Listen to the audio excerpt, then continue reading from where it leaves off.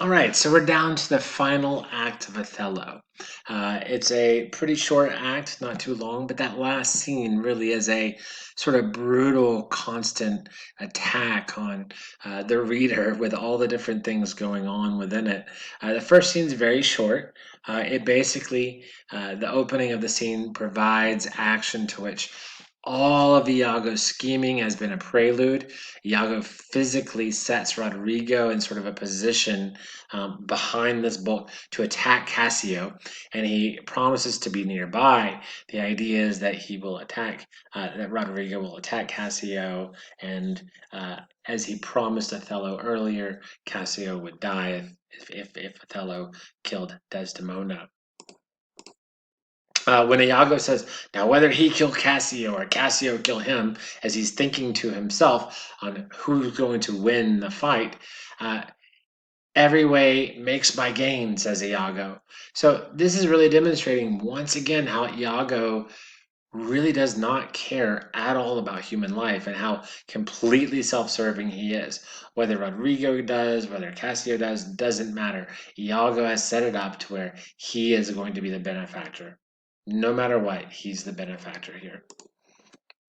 Iago's subsequent wounding of Cassio leads Othello to believe that Iago has kept his word in his vow to kill Cassio. So this will inspire and motivate Othello to pursue in his finality of killing Desdemona.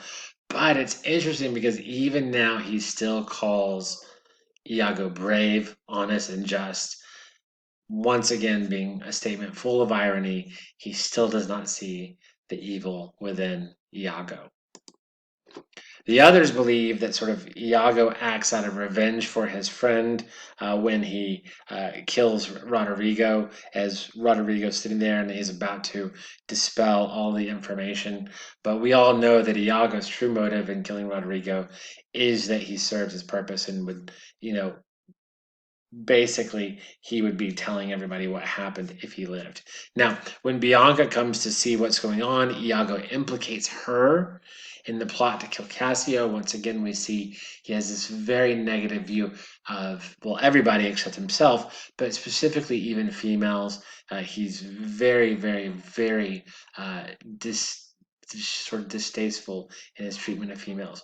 His derogatory attitude is expressed when he says that he suspects this trash, Bianca, to be part of the a party to the injury. So that moves us on to Act 5, Scene 2. This is the end, but it is a long, developing, consistent action, and yet also introspective ending. It's a quite a beautifully written scene. Lots of stuff happening, but lots of internal things happening too.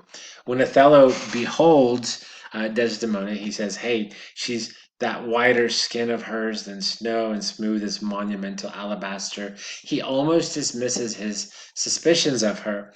It doesn't seem to be, I mean, of course, Shakespeare is making tons of different plays here as far as what he's using these words for, the contrast of Othello being black and her being white. But here, this seems to be the sort of the focus of telling us, the audience, one last time how completely innocent she is. And then also that innocence is a sense of her naivety. His statement, put out the light and then put out the light, suggests a comparison of sort of the fragility of a candle flame to that of Desdemona's life. He admits that if he blows out a candle, he can relight it.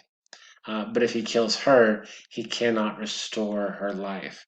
And this is sort of a lucid moment amid the extremes of anger, jealousy, and rage, which he has experienced in sort of a short span of time. I think Shakespeare is doing and setting up this line not only to give a sense of finality to Othello's decision, but also to let us know that he's not off the hook. There's a sense of, oh, maybe he went insane, maybe he's just lost it. I mean, he's been poisoned by Iago's words the entire play, but it is still his decision. And Shakespeare needs us to have that as you're looking at a tragic hero. The tragic hero must do it of his own free will. So, yes, Iago is definitely to blame for much, much, much of this. And yes, he is the instigator, he is the influencer, but he does not kill Desdemona. Othello kills Desdemona. So in her fear, Desdemona asks for an explanation, and Othello says he saw Cassio with a handkerchief, which Desdemona says she did not give to him. And now he feels she's also a liar, and with the news that Cassio is dead, she begins to express his grief. In a fit of jealous rage, he then smothers her with a pillow. And so, once again, it's just that perfect storm of causality and reaction and sort of responsiveness to the situation. Um, it's really sad to see. Desdemona sometimes, and I think a lot of critics say, well, how does she not, how can she not read Othello? How can she not? And I think she's just so innocent. She doesn't see what she's doing as being sort of the harbinger of doom for herself as she responds. But that does not in any way suggest that Shakespeare is inclining her to be at fault for anything. She's not at fault for this entire situation. Naivety is not a fault here. I mean, it's definitely a weakness, but it's not something that should put her in danger of death, especially from a loved one and the person that she loves the most. So when Amelia enters, there's a series of dialogues, the dialogue that occurs, which unravels all the twisted elements of Iago's schemes. And when Iago comes in, Amelia confronts him with Othello's charge, and he admits that he did tell Othello. Amelia then berates him, and he orders her to go home, to which she says, I will never go home. And she does not realize how correct her words are and such, because she is about to be killed by her husband. So, realizing for the first time that Iago tricked him, Othello charges at him with a sword, but Montano unarms him, and to silence Emilia, Iago stabs her and then he runs out. Now, when Lodovico enters after having apprehended Iago, he asks whether Othello is, and he refers to himself. Othello refers to himself as he that was Othello. This sort of perception suggests that he has already experienced a death and no longer exists. Whether that be from Desdemona's death, we are supposed to suggest maybe understand that, but maybe it's also his act of killing her that actually takes away his life, and he recognizes that. And we'll talk a little bit more about that here at the end. When Ludovico asks, where is that viper? Othello remarks, if thou best a devil, I cannot kill thee. For the first time, the evil nature of Iago is sort of recognized with references to him being a snake and also a devil. Now, that's, of course, a biblical allusion. Now, after being wounded by Othello, Iago triumphantly replies, I bleed, sir, but I'm not killed. And this is sort of that period at the end. He's not dead. He's still alive. He's still surviving, even though Othello has just said that Othello has already experienced what death is like. Iago's still bleeding out that he is not the one that is going to die here. Othello realizes that he has been duped by Iago, and he wants to know why Iago has done this, but he doesn't get an explanation from Iago, whose final comment in the play, from this time forth, I will never speak word. And doesn't. And it makes him all the worse as a villain and as a character. He's not one of those villains that sits there and tells the hero why he does everything. He's not there, and it sort of helps us recognize that perhaps he also knows he doesn't have a real reason.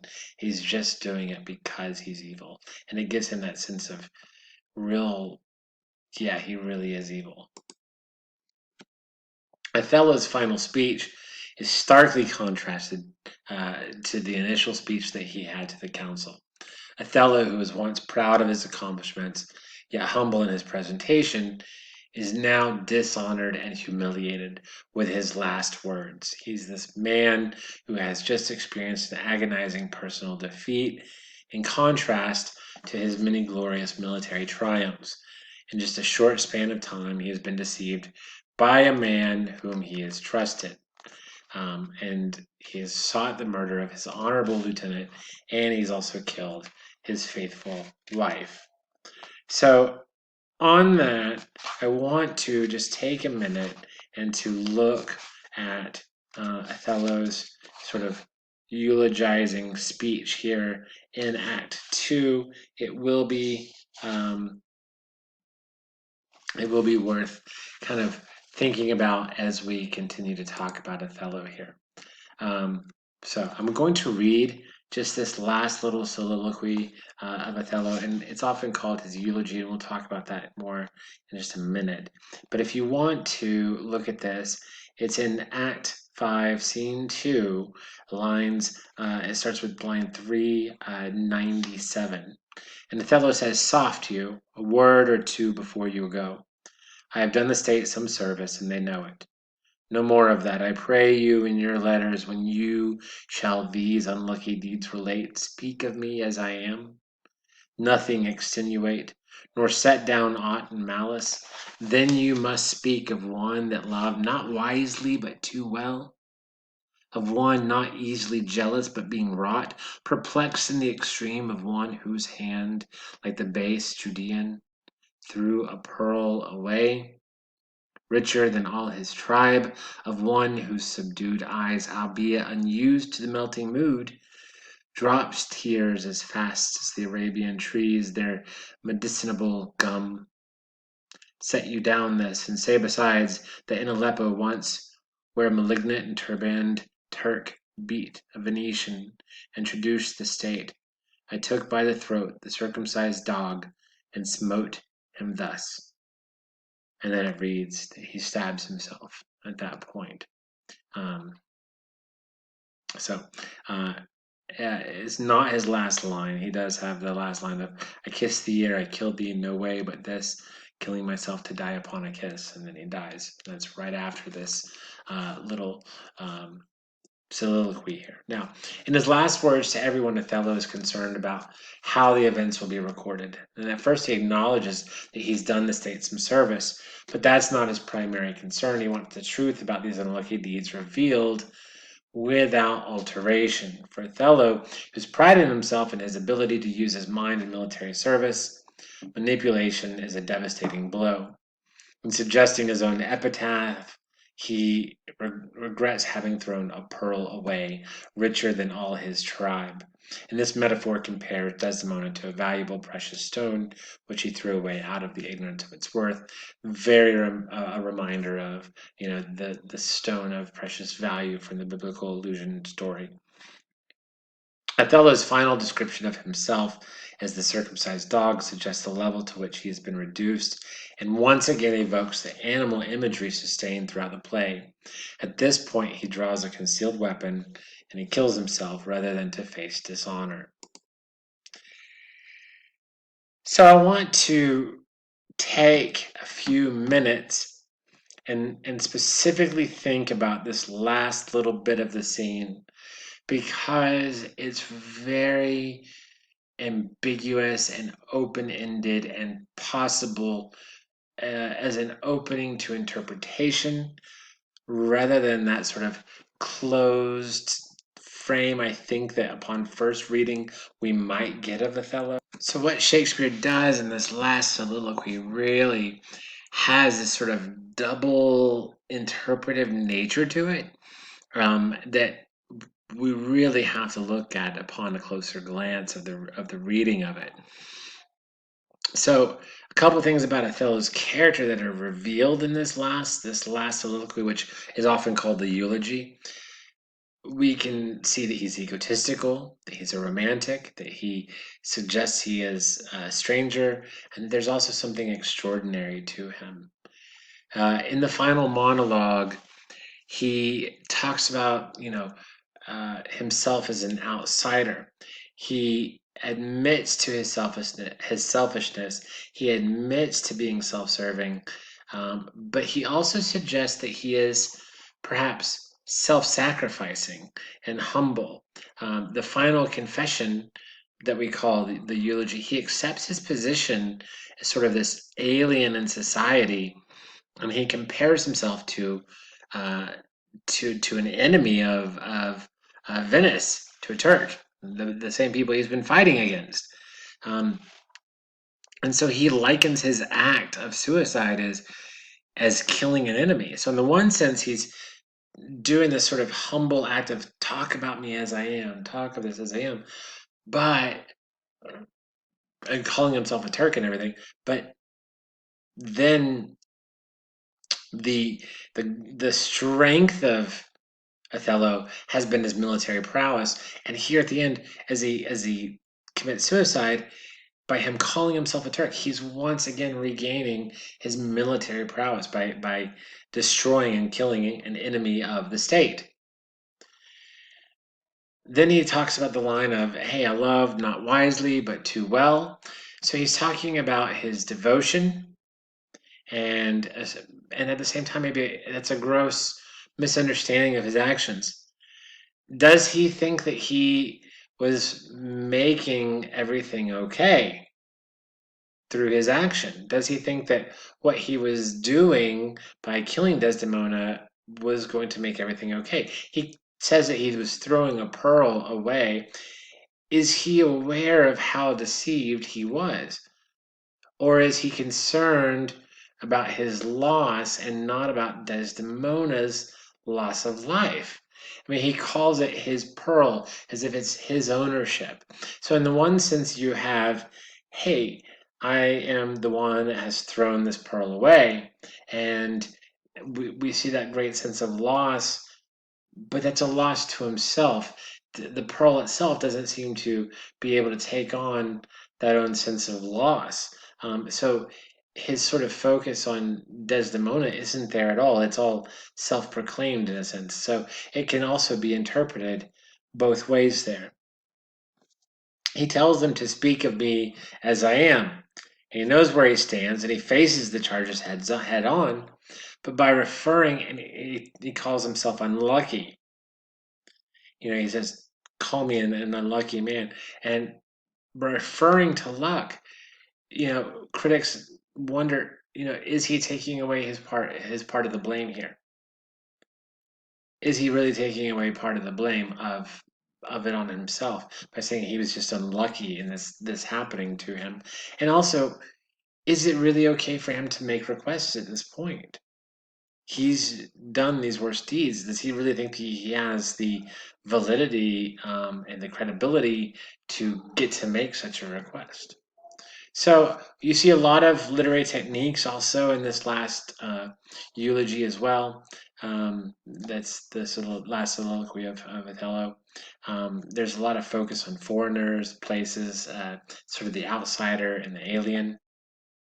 Um, but most importantly, Othello sort of speaks in such a way of eloquence that it really develops empathy and sort of creates this emotional pool in the readers to care about him, and yet it leaves it sort of ambiguously open to interpretation. And so that leaves us with an ending that really allows us to go in a variety of different different places within the context of tragedy and what Shakespeare thinks of as tragedy according to Aristotle's ideas.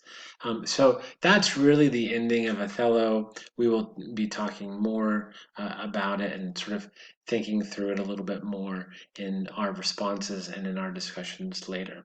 For now, that's a good starting point for analysis to allow you in your mind to begin thinking in these different possible places that it may go.